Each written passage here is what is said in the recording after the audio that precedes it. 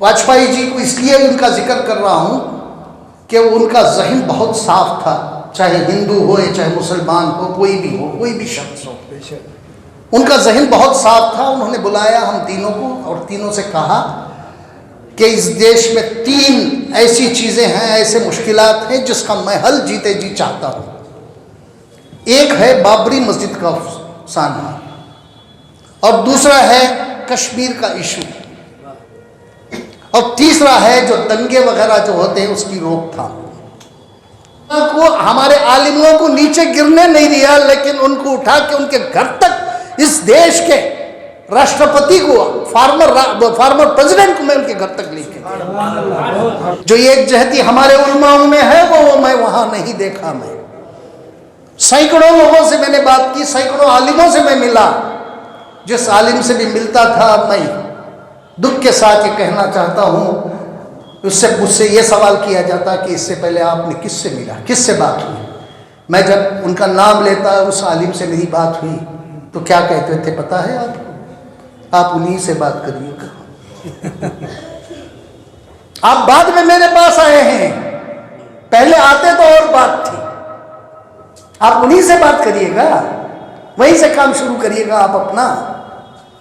और कोई भी मदद के लिए तैयार नहीं था। आज हम जो है ना परेशान है उसकी वजह। हमारे सदर आले कद्र मोहतरम अलहाज सईद अशरफ साहब एक मशहूर शख्सियत है, सुलगते हुए मसाइल पर बोलते हैं, मुस्तकिल सोशल मीडिया में रहते हैं।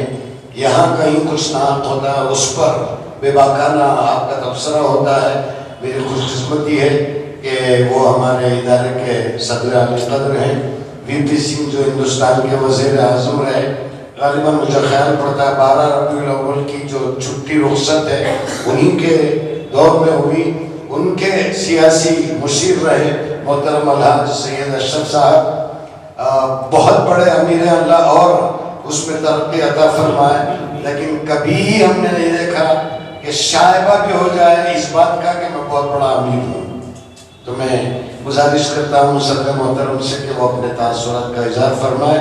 उसके बाद इंशाअल्लाह हज़रत क़िबला मुफ्ती अशरफ अली साहब की मुस्तजाब दुआओं से इस नशिस्त के इख्तिताम का ऐलान करें।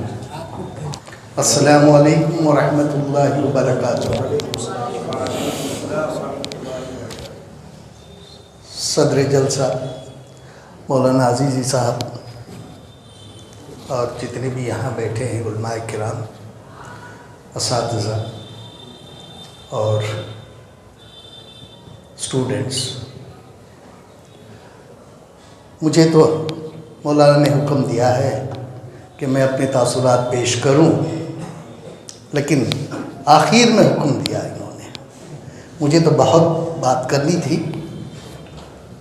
लेकिन मैं बात कर नहीं सकता। सिर्फ 1-2 बातें करके जो है ना मैं अपनी जगह लेना चाहूँगा। एक चीज़ सबसे पहले जनाब उबैदुल्लाह शरीफ साहब ने क़ाज़ी मुजाहिदुल इस्लाम साहब का जिक्र किया और हमारे दूसरे आलिम ने भी उनका जिक्र किया। मैं आपको ये बताना ज़रूरी समझता हूँ कि एक ज़माने में मैं उनके बहुत ही क़रीब था, और क़रीब इसलिए था, मैं 2003 की बात कर रहा हूँ, 2003 की बात कर रहा हूँ। मैं क़रीब कैसे हुआ ये भी बता रहा हूँ मैं, अगर मौलाना की इजाज़त हो तो। जी जी जी जी 10 मिनट लग जाएंगे मुझे। मजमा तैयार है, आप तैयार हैं तो, क्योंकि आप लोगों को सुनना चाहिए मैं क्या बोलने जा रहा हूँ। मौलाना बीमार थे, वाजपेयी जी इस देश के प्राइम मिनिस्टर थे। उन्होंने एक दिन हमें बुलाया, उसमें मैं था और जनाब आर वेंकटरमन जी थे, जो इस देश के सदर जमहूरिया थे। उसके बाद एक और साहब थे, कुलदीप नैयर साहब। हम तीनों को बुलाया उन्होंने, हम गए उनके पास। ये जो आज की बीजेपी है, उस वक्त वो बीजेपी ऐसी नहीं थी। और मैं वाजपेयी जी को इसलिए उनका जिक्र कर रहा हूँ कि उनका जहन बहुत साफ था, चाहे हिंदू हो या चाहे मुसलमान हो, कोई भी शख्स हो, उनका जहन बहुत साफ था। उन्होंने बुलाया हम तीनों को और तीनों से कहा कि इस देश में 3 ऐसी चीज़ें हैं, ऐसे मुश्किलात हैं जिसका मैं हल जीते जी चाहता हूँ। एक है बाबरी मस्जिद का सानहा और दूसरा है कश्मीर का इशू और तीसरा है जो दंगे वगैरह जो होते हैं उसकी रोकथाम। इस पर बहस हुई। बहस होने के बाद उन्होंने कहा कि बाबरी मस्जिद के इशू में मैं वेंकटरमन जी से दरख्वास्त करता हूं कि इनकी सदारत में एक कमेटी बनाई जाए और 4 लोग उस कमेटी में रहे।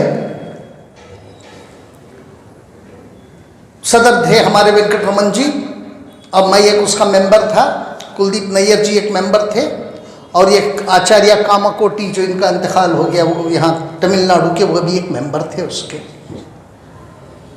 और उन्होंने हमारे से गुजारिश की कि इसका हल निकालो किसी तरह से। मैं चाहता हूं कि मेरे जीते जी जब तक मैं इस कुर्सी पे बैठा हूं बाबरी मस्जिद का हल निकल जाना चाहिए। तो हम लोगों ने, उन्होंने कहा कि मैं कमीशन बना दूंगा। तो मैंने उनसे कहा कि सर अगर कमीशन बनाएंगे आप तो हम किसी के पास भी जाके बात करेंगे तो वो लोग कहेंगे कि ये सरकारी अदारा है, सरकारी कमीशन है और हम लोगों से बात नहीं करेंगे, हमें कमीशन वमीशन नहीं चाहिए, एक कमेटी चाहिए, बस कमेटी बना दी उन्होंने। मेरे जिम्मा दिया गया काम हमारे उलमाओं से बात करने का। वेंकटरमन जी सदर थे और मेरे जिम्मा ये था कि मैं हमारे उलमाओं से बात करूं और हमारे कामाकोटी आचार्य जी के जिम्मा ये था कि वो हिंदुओं के और उनके लीडरों से बात करें और पॉलिटिकल बात जो है ना हमारे दूसरे साथी उनके सुपुर्द किया गया। तो पहली मीटिंग हुई, कुलदीप नैयर जी हमारे साथ थे, वो जो है ना पॉलिटिकल लोगों से बात कर रहे थे। जब पहली मीटिंग में आए हम लोग, पहली मीटिंग वेंकटरमन जी के यहाँ की, तो मैंने उनसे एक राय रखी, मैंने एक राय दी वेंकटरमन जी को। मैंने कहा कि देखिए साहब, आप तो कमेटी में एक सदर हैं, मैं आपसे एक दरख्वास्त करना चाहता हूँ, गुजारिश करना चाहता हूँ कि आज तक जितने भी कमेटीज रहे सबके सब मुसलमानों को बुला के बात की है, हम बुला के नहीं जाके बात करेंगे। और उन्होंने इसको मंजूर कर लिया। अब जो बुला के जाने, जब पता किया कि काजी मुजाहिदुल इस्लाम साहब कैंसर के मरीज हुए थे उस समय में और उनके हॉस्पिटल में दाखिल हुए थे, अपोलो हॉस्पिटल दिल्ली में थे वो। मैं वाजपेयी जी के पास गया और जाके कहने का कि मुजाहिदुल इस्लाम साहब जो all India Muslim personal law board के चेयरमैन हैं वो बीमार हैं, उनसे कहा कि आप एक लेटर दीजिए, मैं जाके उनसे मिलना चाहता हूँ। पहले उनसे एक लेटर लिया, उन्होंने उनकी बीमारी पर एक लेटर लिखा और कहा कि आपको बहुत जल्द ये हो जाए, सेहतयाबी की दुआ की उन्होंने, और एक लेटर उन्होंने मुझे दिया। फिर दूसरा मैं एक लेटर लिया वेंकटरमन साहब से और उन्होंने भी दिया। फिर मैं पहली बार मुजाहिदुल इस्लाम साहब के पास हॉस्पिटल में मिलने गया तो तब मैंने कहा कि मैं फ़लाँ जगह से आया हूँ और मैं कर्नाटक का हूँ और मुझे भेजा गया है। तो मैंने उनको चिट्ठियाँ दी तो उन्होंने कहा कि मैं उनसे मिलूँगा, आप वक्त तय करिएगा, मैं उनसे मिलूँगा, प्राइम मिनिस्टर से भी मिलूँगा और वेंकटरमन जी से भी मिलूँगा। मैंने कहा कि नहीं हजरत, आपको मिलने की ज़रूरत नहीं है, ये लोग आपके घर आएंगे। अब जब इनका डिस्चार्ज हो गया, होने के बाद जब ये अपने घर गए, अपने एक शाहीन बाग में एक छोटा सा फ्लैट है उनका, 2 बेडरूम, 1 बेडरूम का, 2 बेडरूम भी नहीं थे उसमें, 1 बेडरूम का फ्लैट है। और मैंने वेंकटरमन जी से कहा कि कल चलना है वहाँ, उनके यहाँ लेके गया मैं। वेंकटरमन जी, मैं, कुलदीप नैयर जी और स्वामी जी तो नहीं आए, चलिए खैर उनका अलग ये था, वो आए नहीं, लेकिन हम तीनों उनके घर गए और घर जाके जो है ना बात किया। और मैं ये आपको बताना चाहता हूँ कि पहली मुलाकात में ही इतना उन्होंने हम लोगों की इज्जत की और ये कहा कि आप हमारा जो ये था, हमने एजेंडा जो था हमने उनको सुनाया और उनको पसंद भी आ गया था। आखिर में इलेक्शन डिक्लेयर हो गए, वो और मामला है और वो ये है, लेकिन मैं उलमा को, हमारे आलिमों को नीचे गिरने नहीं दिया, लेकिन उनको उठा के उनके घर तक, इस देश के राष्ट्रपति को, फार्मर प्रेसिडेंट को मैं उनके घर तक लेके गया। मैंने कहा कि हम लोगों को आप कब तक बुला के बात करते रहोगे, तुम चल के बात करो, ये मसला तुम्हारा है हमारा नहीं है, हमने क्रिएट नहीं किया है, तुम लोगों ने क्रिएट किया है ये मसला।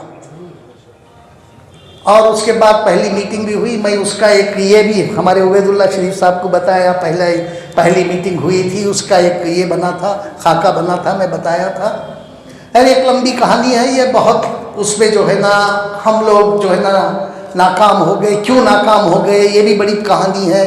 लेकिन मैं एक बात ये बोलना चाहता हूँ कि हमारे यहाँ जितनी उलमाओं में सादगी है, वो सादगी मैंने वहाँ नॉर्थ इंडिया के उलमाओं में नहीं देखी। मैंने जो एक जहती हमारे उलमाओं में है वो मैं वहाँ नहीं देखा। मैं सैकड़ों लोगों से मैंने बात की, सैकड़ों आलिमों से मैं मिला, जिस आलिम से भी मिलता था मैं दुख के साथ ये कहना चाहता हूँ, उससे मुझसे ये सवाल किया जाता कि इससे पहले आपने किससे मिला, किससे बात हुई।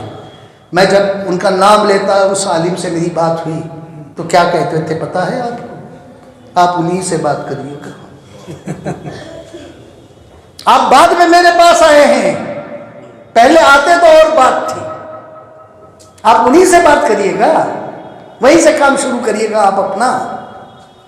और कोई भी मदद के लिए तैयार नहीं था। आज हम जो है ना परेशान है, उसकी वजह, ये जो परेशानी आ रही है हमारी, उन लोगों की वजह है। मैं किसी की तनकीद नहीं कर रहा हूं, मुझ पर जो गुजरा है मैं वो बता रहा हूं आपको। एक दूसरे के साथ बैठने के लिए तैयार नहीं है। आप बताइए हम क्या कर सकते थे? इससे पहले भी वीपी सिंह की सरकार में, मैं नाम लेना नहीं चाहता, जब एक ऑर्डिनेंस भी निकाला था हम लोगों ने, जब ऑर्डिनेंस निकाला था तो उससे एक दिन पहले सारे उलमाओं को हम लोगों ने जमा किया था। और मैं दुख के साथ ये कहना चाहता हूं कि उलमाओं की हमने बहुत कदर की, उनको अच्छी अच्छी रुकाया, उनको जो मांगे वो भी दिया, जो चाहते थे वो भी किया। सिर्फ उनको नहीं, उनके साथ जितने लोग आए थे उनकी भी हमने खिदमत की, उनको भी हर चीज से नवाजा। और शाम को जाते जाते उन्होंने मंजूरी भी दे दी कि जो हमने जो प्रपोजल रखा था उसकी मंजूरी भी मिल गई। उसी दिन शाम को जो है ना ऑर्डिनेंस भी निकाल दिया। सुबह सबके सब सारे आलिम जितने भी उलमा थे सबके सब गायब हो गए सुबह, और शाम को लखनऊ में जाके एक प्रेस कॉन्फ्रेंस करके कहते हैं कि हमें गवर्नमेंट का जो ये है, जो प्रपोजल है, हमें मंजूर नहीं। अगर वो प्रपोजल जो ये ऑर्डिनेंस निकला था, अगर वो ये हो जाता तो आज हमारी ये हालत नहीं होती थी। हमारे मसाजिदों पे हमले नहीं होते थे, हमारे दरगाहों पे हमले नहीं होते थे। लेकिन इसकी जिम्मेदारी ऐसे कुछ आलिम थे जिनकी वजह जो है ना हम नाकाम हो गए। आज हमें ये दिन देखना पड़ रहा है। और शाम को क्या किया उन्होंने? प्रेस कॉन्फ्रेंस की। और मैं ये बताना भी चाहता हूं, मैं उस पार्टी का आदमी हूं, लेकिन हमारे कांग्रेस वालों ने ही जो है ना उनको धमकाया था, उलमाओं को कहा था कि फौरन होटल खाली कर दीजिए वरना आप पे हमला हो जाएगा। और बेचारा निकल गए। और शाम को जो है ना उन्होंने प्रेस कॉन्फ्रेंस के कही कि हमें ये पसंद नहीं है। तो आज मजबूरन वीपी सिंह को जो है ना बस ऑर्डिनेंस को विड्रॉ करना पड़ा। तो मेरा कहने का मतलब यह है कि हमारे उलमाओं में, कर्नाटक के उलमाओं में, कर्नाटक की क्या साउथ इंडिया के उलमाओं में बहुत ही ये है, एक जहती है, एक साथ बैठते उठते हैं। अब यहाँ तो एक ये भी है, देख लीजिए, सब बैठे उठे हैं, सब एक साथ बैठे हैं, अलग अलग मसलक के हैं और बावजूद भी जो है ना एक जगह बैठे हैं। लेकिन मुझे दुख के साथ कहना पड़ता है कि हमारे जो नॉर्थ इंडिया के उलमा हैं उनमें जो है ना यकजहती नहीं है, एक दूसरे के साथ नहीं बैठते। मैं ये एक आलिम का मैं जिक्र करना ज़रूरी समझता हूँ, वो है पारेख साहब, अब्दुल करीम पारेख साहब जो नागपुर के थे। वो बैठे तो उनके लिए भी कुछ पेशकश मैंने लेके उनके पास गया तो मुझसे कहने लगे कि अशरफ ये क्या जुल्म कर रहे हो। एक ही फर्द था, एक ही आलिम था जिसने कहा कि क्यों मुझ पे जुल्म कर रहे हो, क्यों मुझे गुनाहों में डाल रहे हो, कल मुझे जाके अल्लाह को जवाब देना है, ये उठाओ मेरे सामने से। और बाकी के जितने भी उल्मा थे अपने जेब भरते गए और चले गए, जाकर जो है ना अपने आप को बदल दिया और कहा कि नहीं इसकी ज़रूरत नहीं है, हम इसको मानते नहीं हैं। ऐसे भी उल्मा हमने देखे। खैर एक बहुत बड़ी कहानी है, लेकिन आप लोगों को एक दिन मैं अच्छी एक इसमें सुनाऊंगा क्या क्या कठिनाइयाँ हुई, क्या क्या हुआ और कैसे हुआ। और हम आज जो हैं जो सफ़र कर रहे हैं, जो हम परेशान हैं, ये उन्हीं की वजह है। उन्हीं लोगों ने जो है ना ऐसा हमारे लिए माहौल क्रिएट कर दिया है। खैर अल्लाह उनको अच्छी तौफीक अता फरमाए। और दूसरा मैं ये कहना चाह रहा था कि एक बच्चा आया था मेरे सामने अभी, जिसके वालिद का इंतकाल हो गया और 2 दिन बाद वो वापस आपके मदरसे में आ गया। तो बच्चे की मैं बहुत कदर करता हूँ। 2 दिन बाद आ जाना जो है ना, ये दिल गुर्दे की बात है। और एक बहन है, समझा मैं उसकी, आपने कहा एक बहन भी है उसकी। और आपकी तकरीर में आखिर में आया था, आपकी तकरीर में आखिर में मैंने सुना कि बच्चों के पास स्वेटर वगैरह नहीं है। मैं परसों सुबह दिल्ली जा रहा हूँ इंशाअल्लाह। अगर आप जब तक सबके माप मेरे पास दे दें तो मैं 25 तारीख को इंशाअल्लाह वापस आ रहा हूँ। सबके लिए मैं स्वेटरों का इंतज़ाम करूँगा इंशाअल्लाह। और दूसरा ये है कि आपने कहा कि शीशे टूटे हुए हैं, जहाँ बच्चे सोते हैं वहाँ के शीशे टूटे हुए हैं। आप उसका एक एस्टीमेट बना के मेरे पास दे दीजिएगा इंशाअल्लाह। वो शीशे वीशे जो भी है इंशाअल्लाह वो लग जाएंगे। और मैं ज़्यादा वक्त ना लेते हुए, क्योंकि सब लोगों को भूख भी लगी है, खाना भी खाना है, मैं मौलाना का शुक्रिया अदा करते हुए अपनी जगह लेना चाहता हूँ। अल्लाह हाफिज़। अस्सलामु अलैकुम वरहमतुल्लाहि वबरकातुहू।